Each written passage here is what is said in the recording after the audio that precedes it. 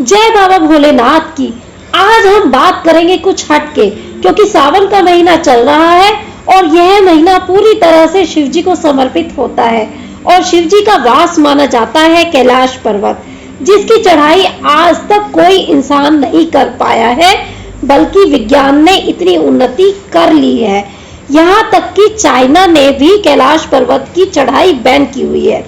आखिर ऐसी क्या वजह हो सकती है कि चीन सरकार को कैलाश पर्वत पर चढ़ाई बैन करनी पड़ी? भक्तों, कैलाश पर्वत दुनिया की सबसे रहस्यमयी जगह मानी जाती है और आज के एपिसोड में हम इसी रहस्यमयी जगह की पड़ताल करने वाले हैं। तो आपसे आशा करती हूँ वीडियो के अंत तक बने रहिएगा, ताकि हम कैलाश पर्वत की हर छोटे से छोटे रहस्य के बारे में बात कर पाए। तो सबसे पहले बात करते हैं इसकी भौगोलिक रचना की। तो भक्तों, कैलाश पर्वत 6,638 मीटर ऊंचा है, यानी कि 21,778 फीट। बल्कि यह दुनिया की सबसे ऊंची पर्वत श्रृंखला माउंट एवरेस्ट से 2200 मीटर छोटा है। जब एक तरफ हम देखें, माउंट एवरेस्ट पर चढ़ने वाले लोगों की लाइन बहुत लंबी है, परंतु आज तक इससे काफी छोटे यानी कि 2200 मीटर छोटे कैलाश पर्वत पर कोई भी नहीं चढ़ पाया है। ऐसी क्या वजह हो सकती है? दोस्तों, कैलाश पर्वत हिमालय पर्वत के उत्तरी भाग यानी कि तिब्बत में स्थित है और तिब्बत इस समय चीन के अधीन आता है, तो इसका मतलब कैलाश पर्वत चीन की सीमा में माना जाता है। दोस्तों, कैलाश पर्वत का हिंदू धर्म में बहुत अधिक महत्व होने के साथ साथ जैन धर्म और बौद्ध धर्म में भी काफी महत्व है। सन 1980 में चाइना ने कैलाश पर्वत पर चढ़ाई बैन कर दी थी। दोस्तों, यह भी कहा जाता है कि जो भी कैलाश पर्वत पर चढ़ता है उस इंसान की उम्र काफी तेजी से बढ़ने लगती है। अब तो इस पर्वत पर चढ़ाई बैन हो चुकी है, परंतु पहले जो इंसान इस पर्वत पर चढ़ता था, 1 साल के भीतर वह बूढ़ा हो जाता था और जल्द ही उसकी मौत भी हो जाती थी। और जो इस पर्वत पर चढ़ता है उसके बाल बहुत तेजी से बढ़ने लगते हैं, उसके नाखून बहुत तेजी से बढ़ने लगते हैं और बहुत जल्दी उसकी उम्र भी बढ़ती हुई दिखाई देने लगती है। कैलाश पर्वत को धरती का केंद्र भी माना जाता है। ऊपर इसके उत्तरी पोल यानी कि नॉर्थ पोल माना जाता है, इसके ठीक नीचे साउथ पोल माना जाता है। रशिया के मशहूर साइंटिस्ट और रिसर्चर की माने तो यह प्राकृतिक पर्वत नहीं है, इसे किसी ने बनाया है।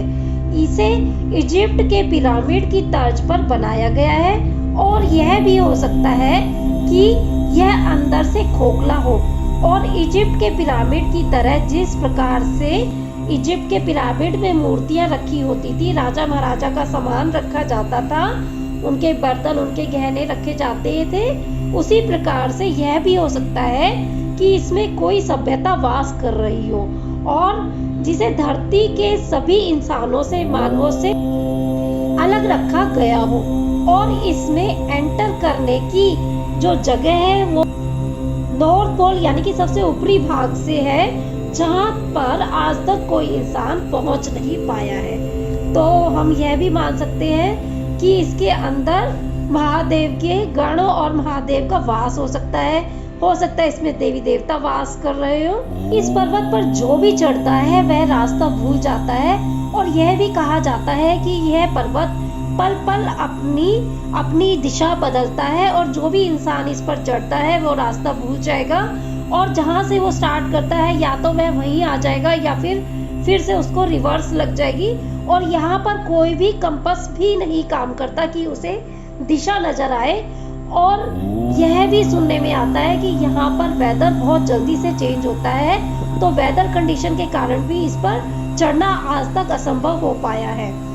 इस पर 2 झीलें पाई जाती है, जिनमें से एक दुनिया की सबसे शुद्ध पानी की झील यानी कि मानसरोवर कहलाती है।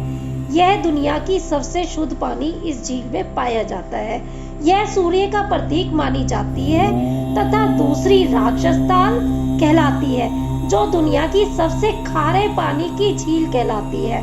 वह चंद्रमा का प्रतीक मानी जाती है। इन्हें पॉजिटिव और नेगेटिव एनर्जी के रूप में भी देखा जाता है। मैंने तो यहाँ तक भी सुना है कि मानसरोवर में देवता भी स्नान करने आते हैं व इसमें काफी बार शेषनाग को भी देखा गया है। और इसमें अगर एक तिनका भी आके गिर जाए तो यहाँ के पक्षी इसकी शुद्धता का ध्यान रखते हुए उस तिनके को भी उठा के ले जाते हैं। यह झील इतनी शुद्ध और साफ पानी की झील है। अगर हम इन दोनों झीलों को ऊपर से देखें तो इनके बीच में स्वास्तिक का निशान नजर आता है। तो भक्तों, जब यहाँ पर खड़े होते हैं तो यहाँ पर खड़े भक्तों को तरह तरह की आवाजें भी सुनाई देती है, जैसे कि डमरू की आवाज और ओम की ध्वनि। तो यह भी कहा जाता है कि जो सभ्यता इस कैलाश पर्वत के अंदर वास करती है वहां से ये आवाजें आती हैं, यानी कि ओम की आवाज और डमरू की आवाज। सब कुछ रहस्यमयी है यहाँ पर। कैलाश पर्वत की चारों दिशाओं से भिन्न भिन्न नदियां निकलती हैं, ब्रह्मपुत्र, सतलुज, सिंधु तथा करनाली, जिनसे ही गंगा नदी का भी उद्गम होता है।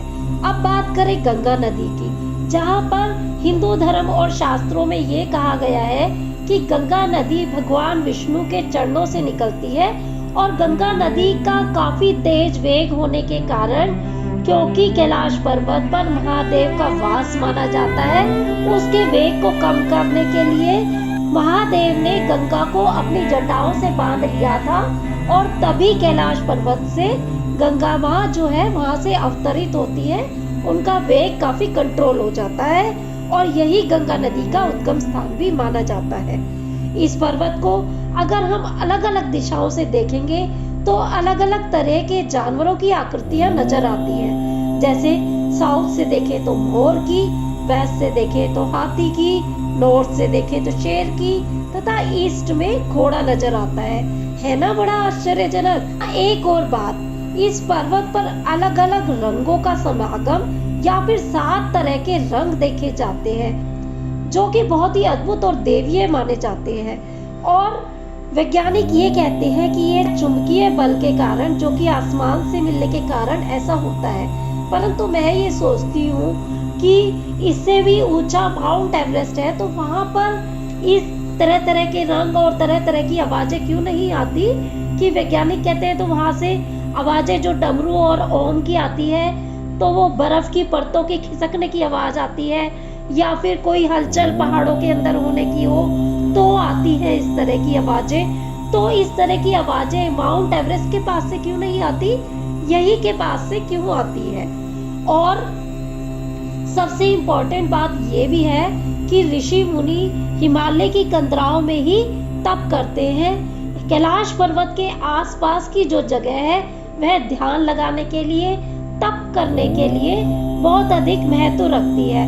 आप अगर हिमालय पर्वत की कंदराओं में, हम जैसे आम इंसान तो नहीं देख पाएंगे, वहां पर बड़े बड़े ऋषि मुनि ना जाने कितने हजार सालों से तपस्या कर रहे हैं, जिन्हें तो हम अपनी आंखों से देख भी नहीं सकते। अगर वो ऋषि मुनियों की ऐसा कहा और सुना जाता है कि वो लोग कहते हैं कि कैलाश पर्वत के साथ सिद्धियां प्राप्त करना चाहते हैं, भगवान से समागम करना चाहते हैं, तो वहां पर जप और तप करें। और ध्यान लगाने का सबसे अच्छा समय ब्रह्म मुहूर्त यानी कि सुबह 3 से 5 बजे का होता है, वहां पे बहुत अच्छा ध्यान लगता है। तो इस तरीके से ऋषि मुनियों की नजर से भी कैलाश पर्वत का महत्व बहुत अधिक है। तो कैलाश पर्वत के बारे में एक और पौराणिक कथा हमारे हिंदू धर्म में सुनाई जाती है कि यह वही जगह है कैलाश पर्वत जहाँ पर रावण ने तपस्या की थी और वो यहाँ से कैलाश पर्वत से स्वर्ग की सीढ़ियां बनाना चाहता था और कैलाश पर्वत को उठाकर श्रीलंका ले जाना चाहता था, परंतु शिवजी ने अपने अंगूठे से कैलाश पर्वत को यही रोक दिया। तो इस तरीके की कथाएं भी कैलाश पर्वत के बारे में मशहूर है, सुनने में आती है हमारे शास्त्रों में। तो भक्तों, मेरे से जितना भी हो पाया है मैंने कैलाश पर्वत के बारे में जानकारियां इकट्ठी करके आपके साथ साझा करने की कोशिश की है। आशा करती हूँ कैलाश पर्वत के रहस्यों के बारे में आपको मेरी ये छोटी सी कवरेज पसंद आई होगी। अगर आपको वीडियो पसंद आया हो तो जय बाबा भोलेनाथ का जयकारा जरूर लगाएं और वीडियो को ज्यादा से ज्यादा शेयर कीजिए, क्योंकि ज्ञान बांटने से बढ़ता है और हमारे हिंदू धर्म की ऐसी ऐसी बातें सभी लोगों को पता होनी चाहिए। और अगर आप हमारे चैनल से जुड़े रहना चाहते हैं तो आप चैनल को सब्सक्राइब भी कर सकते हैं। मैं नीतू शर्मा इसी के साथ आपसे विदा लेती हूँ। जल्द ही नई कथा के साथ आपके सामने हाजिर होंगी। तब तक के लिए राधे राधे।